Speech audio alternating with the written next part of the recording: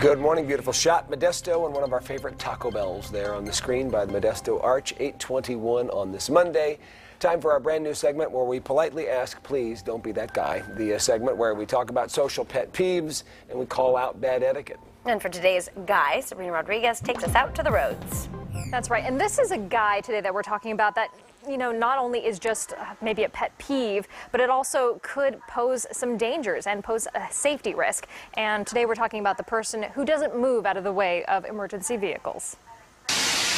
When it comes to emergencies, seconds count, but the guy we're talking about can drastically delay response time. The guy who doesn't move over for emergency vehicles.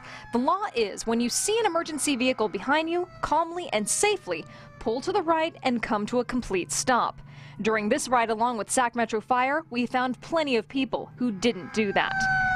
Here, some cars move while others just stay in place. This truck decides to cross in front of the fire truck. This car didn't move and is just stopped. And here you can see as other cars are pulling over, this truck just keeps driving until it gets through a traffic signal, then decides to come to a stop. When these situations happen, the truck has to slow down, which may not seem like an issue, but the truck weighs 22 tons, and slowing it down and getting it back up to speed takes time. Sac Metro Fire said the non-movers add an extra 30 seconds to a minute when getting to a scene.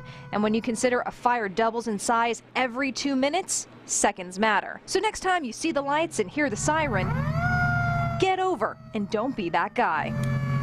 Yes, and to talk about the importance of not being that guy, Michelle Idem from Metro Fire. Thank you so much for being with us this morning. Good morning. And this is something that we've heard about, we'll see the video, but it really is important. Just get out of the way of an emergency vehicle. And why is that?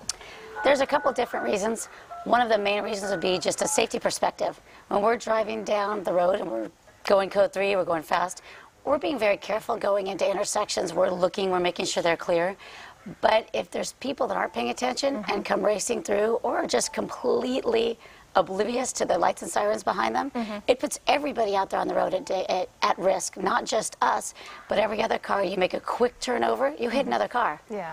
So safety. Safety first. And another thing to point out, and I said I was going to ask this, so say for example, and we kind of saw it in the video there, you're at an intersection, you have a red light and you're stopped, but you see that truck behind you or you see that ambulance behind you. What should you do in that scenario?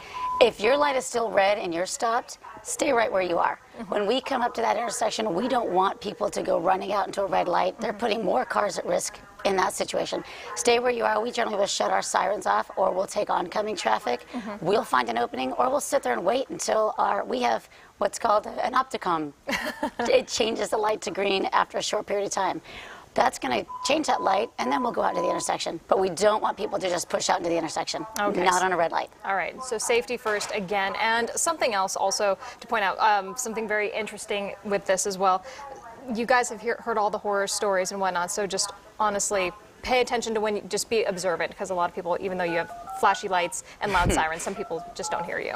Absolutely. Don't have your radio so loud that you can't hear the siren. Pay attention, be alert, and pull over, pull to the right, because the response time is really a huge, it matters.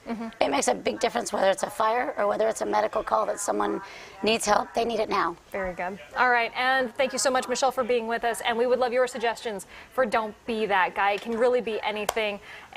So Facebook us, email us, whatever you want. And I think we're going to go over to Darren Peck now, who's taking a look at the weather. Let's do it, and I'm going to get right into the